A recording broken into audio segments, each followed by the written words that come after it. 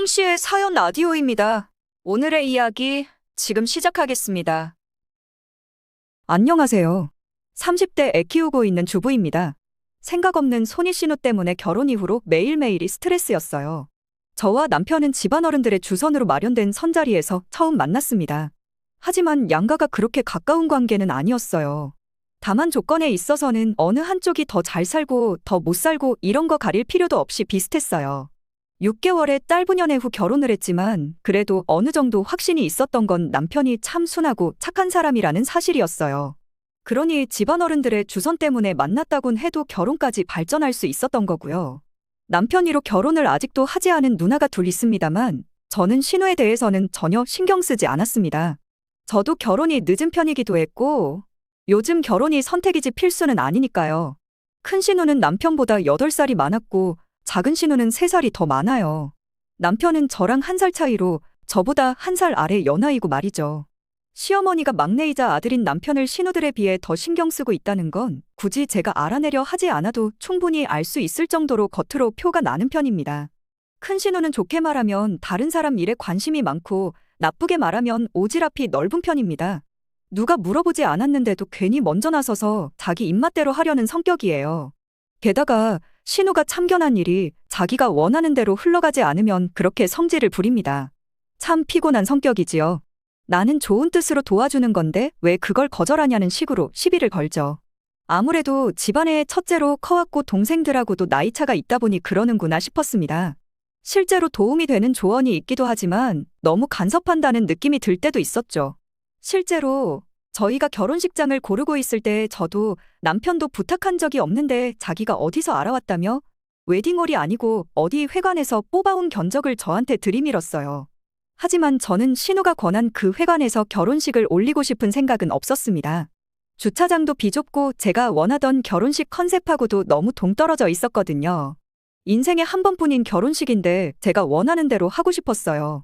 최대한 정중하게 거절했는데 신우는 그런 저를 두고 아주 허세 부리기 좋아하는 성격인 것 같다며 빈정거리기 시작했어요.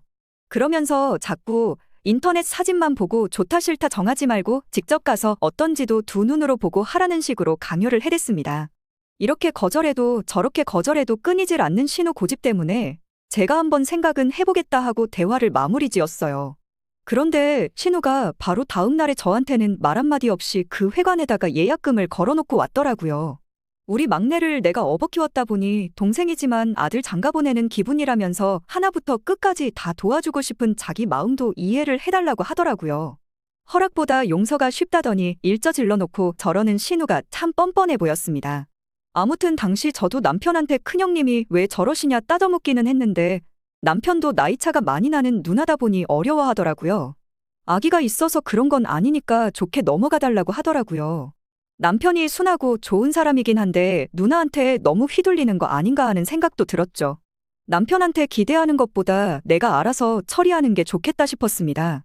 그런데 또 얼마 뒤에 신우가 웨딩 촬영도 해야 하지 않겠냐며 어디서 사진작가를 구했다고 하더라고요. 결혼도 안 한 사람이 결혼에 대해서 왜 이렇게 잘 알고 있나 싶었네요. 그런데 신우가 소개한 사람은 프로도 아니고 그냥 사진 찍는 걸 취미로 하고 있는 신우의 지인이었어요. 물론 요즘 프로보다 더 잘하는 아마추어들이 많다고는 하지만 그 실력이 어떤지도 모르는데 인생에 한 번뿐인 결혼식 사진을 신우 지인에게 맡기고 싶은 생각은 없었습니다. 이러나 저러나 남는 건 사진밖에 없다는 말도 있으니까요. 남편한테는 기대를 할 수가 없던 상황이다 보니 제가 직접 신우한테 한마디 했어요. 저희 결혼식 위해서 이것저것 알아봐 주시는 건 참 감사하지만 내 결혼식인 만큼 내가 직접 알아보고 발품 팔아 내가 원하는 결혼하겠다고 딱 잘라 거절했네요. 그랬더니 신우가 회관이며 사진작가며 벌써 자기 돈으로 예약금까지 걸었는데 위약금은 어쩔 거냐며 그걸 저보고 다 내놓으라더군요. 제 의사는 물어보지도 않고 맘대로 했으면서 위약금을 달라니 너무 날강도심보가 아닌가 싶었지만 일단 참았습니다. 그런데 위약금이라고 부른 금액이 제가 생각한 금액보다 훨씬 크더라고요. 회관도 오히려 전문 웨딩홀보다 위약금이 비쌌고 심지어 사진작가는 아마추어인데 위약금이고 다시고 할 게 있나 싶었어요. 그제서야 알게 되었는데 회관의 경우는 신우가 다니던 회사와 깊은 연관이 있는 곳이었고 결혼식을 올리면 대관료 일부를 신우가 개인적으로 리베이트를 받기로 했던가 보더군요. 위약금에 추가로 자기가 받을 리베이트 금액까지 적어서 줬던 거였어요. 액수야 솔직히 더럽고 치사해서라도 먹고 떨어져라 하고 내줄 수 있을 정도의 금액이었지만 동생 결혼을 빌미로 자기 용돈벌이 하려는 신우한테 1,000원 한 장 더 주고 싶지는 않았죠. 땅 판다고 돈이 나오는 게 아니잖아요. 그래서 저도 그때 결혼 전임에도 불구하고 신우한테 맞서 싸웠네요. 막상 제가 강하게 나오니 신우는 찍소리도 못하고 말더군요. 그러니 신우하고는 시작부터가 좋지도 않았죠. 아무튼 이런 우여곡절 끝내 저희는 결혼하게 되었습니다. 신혼여행은 가까운 제주도로 다녀왔어요. 그래도 신혼여행이니까 조금 무리해서라도 숙소도 바다가 보이는 펜션으로 구했고 렌트카도 외제차 스포츠카로 골라서 다녀왔죠. 큰 신우가 저희 신혼여행 다녀와서 찍은 사진을 보더니 결혼식 때부터 아주 씀씀이가 보통은 아닌 줄은 알았지만 이 정도일 줄은 몰랐다며 저보고 허세에 찌들었다고 내 동생 주머니가 나만하질 않겠다며 혀를 차기 시작했습니다. 자기였다면 뭐 그 비용의 절반도 안 되는 돈으로 다녀올 수 있었다며 차도 경차로 빌리고 숙소도 싼 데 찾아보면 얼마나 많은 줄 아냐며 민박집 같은 걸 보여주고 그러더군요. 결혼식 전에 있던 일로 시비를 거는 게 분명했는데 시부모님도 계시고 그래서 그냥 못 들은 척하고 말았어요. 지금 생각해보면 그때 아주 찍소리도 못하게 한바탕 했어야 하는데 싶기도 합니다.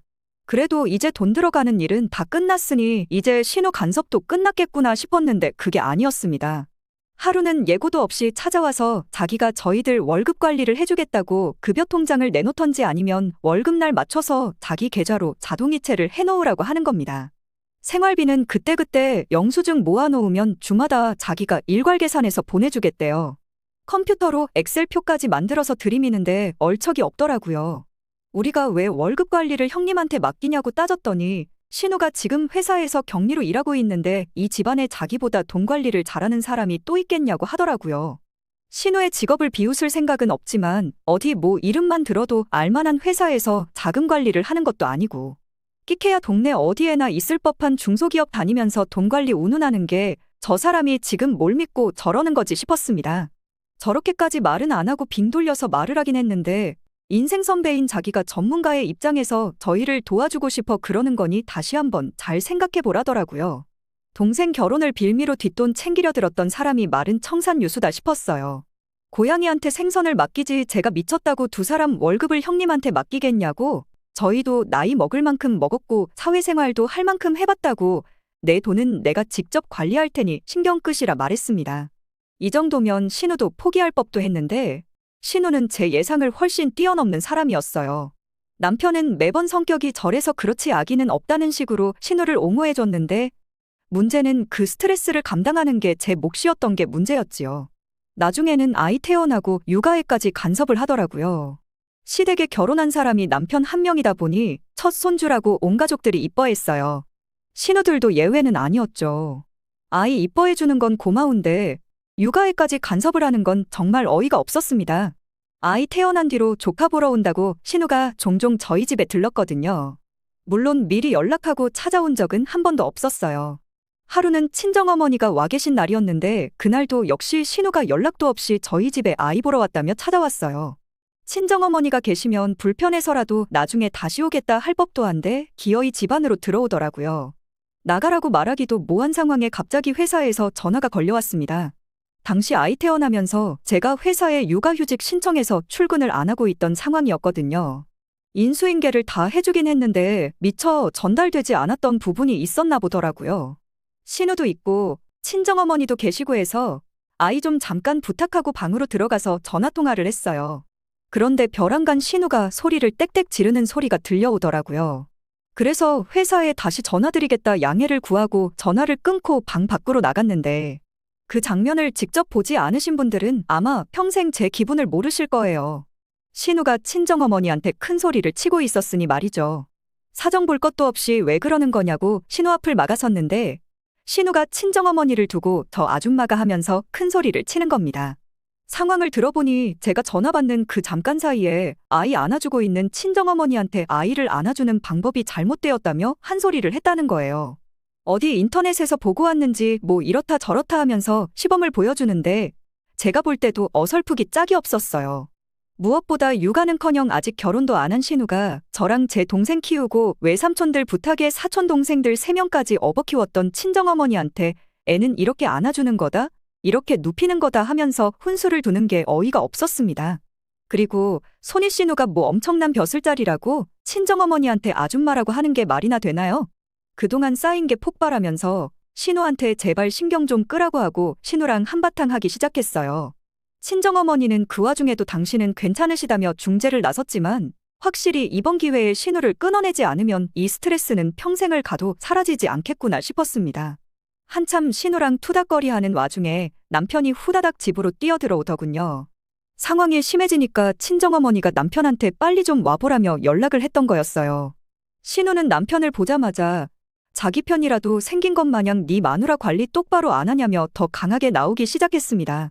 그동안 신우와 관련된 일이라면 찍소리도 못하는 남편이 이번에는 강하게 나오더군요.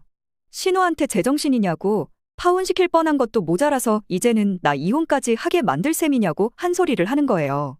좋은 사람이다. 아기는 없다 늘 신우를 커버쳐주기 바빴던 남편도 사실은 평생을 두고 신우한테 쌓였던 게 많았나 보더라고요.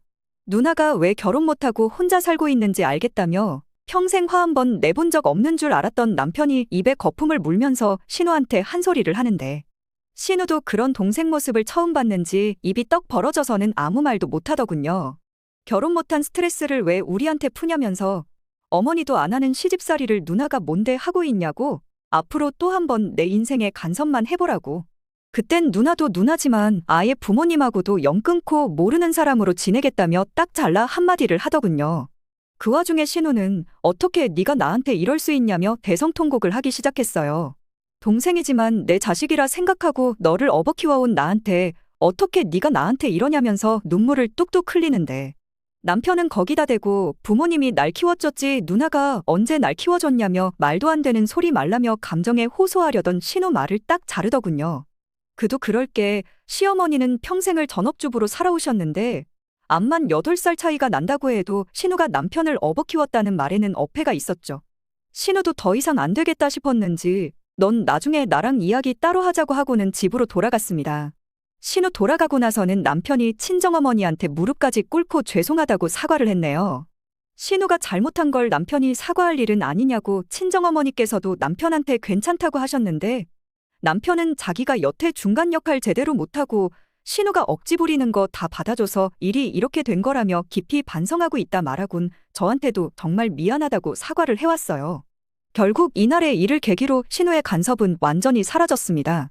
신우가 얼마나 억울했는지 시댁 가서 그날 있었던 일을 자기한테 유리한 대로 이야기했나 본데 시부모님도 신우 성격이 어떤지 아는데 그 말을 그대로 믿지는 않으셨나 봐요. 오히려 시어머니가 직접 저와 친정어머니한테 전화해서 사과까지 하셨어요. 친정어머니한테도 신우 끌고 와서 무릎까지 꿇리겠다 하는 걸 친정어머니가 괜찮다고 해서 그냥 넘어갔습니다. 그 뒤로 신우는 시부모님 통제하에 저희 집 근처에 얼씬도 못하게 되었어요. 이따금씩 남편한테 전화를 하는 것 같긴 한데 남편도 신우를 더 이상 상대해주지 않고 있네요. 신우가 저희 앞에 직접 찾아와 사과하기 전까지는 신우와 다시 연락할 생각이 없다고 해요. 결혼 전부터 그리고 결혼 후에도 늘 신우 앞에서만큼은 못 믿어온 모습을 보여주던 남편이었는데 그래도 늦게나마 정신 차리고 진짜 지켜야 할 게 무언지 깨달아서 다행이라고 생각합니다. 남편 말 맞다나 신우가 정말 아기가 없고 저희를 도와주고 싶은 마음에 그리고 조카인 저희 아이를 이뻐하는 마음에 그랬을 수도 있을 거예요. 방법이 틀린 거지 이렇게 신우와 평생 담쌓고 지낼 생각은 없습니다. 하지만 솔직하게 지금 신우 간섭 없이 지내는 결혼 생활이 너무 행복해서 제가 먼저 나서서 신우와 관계를 개선하고 싶은 생각은 없어요. 남편 말대로 신우가 정말 생각을 고쳐먹고 먼저 그동안 해온 행동에 대해 사과를 해오기 전까지는 저도 이 행복을 즐기려고 합니다. 오늘의 이야기는 여기까지입니다. 이렇게 찾아주셔서 정말 감사합니다. 다음에도 더 좋고 더 통쾌한 사연으로 찾아뵙겠습니다.